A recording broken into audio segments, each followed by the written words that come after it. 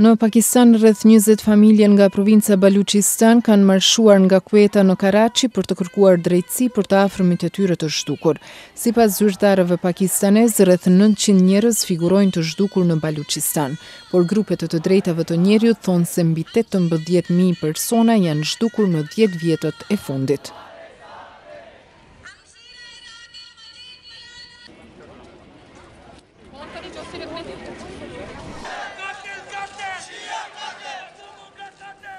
Në Pakistan, grupet sunite kanë marshuar në Peshawar dhe qytete të tjera kundër dhunës së fundit sektare. Së paku 10 njerëz janë vrarë në përleshjet midis sunitëve dhe shiitëve javën e kaluar në qytetin Rawalpindi pranë kryeqytetit të Pakistanit, Islamabad.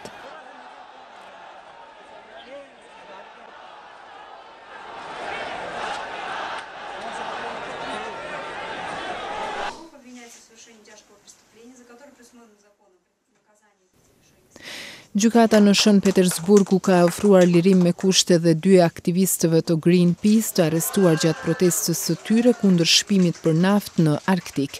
Shtetasi amerikan Dmitri Litvinov dhe shtetasi rus Roman Dolgov do të lirohen pas pagesës për ta.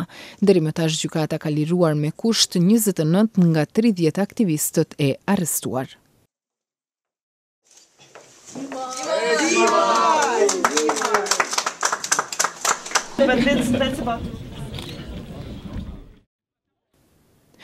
Në Rusi, festivali i filmit për homoseksual dhe lesbike është shtyr për shkak të një kërcënimi anonim për bombë. Ai do të zhvillohet në mesin e polemikave në rritje për ligjin rus, i cili ndalon propagandën homoseksuale të miturit.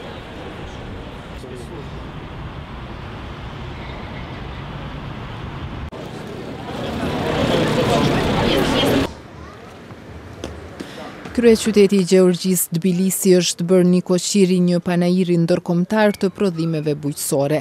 Aktiviteti ka mbledhur së bashku biznesen nga Gjeorgjia, Turqia, Rusia, Ukraina dhe Bashkimi Evropian.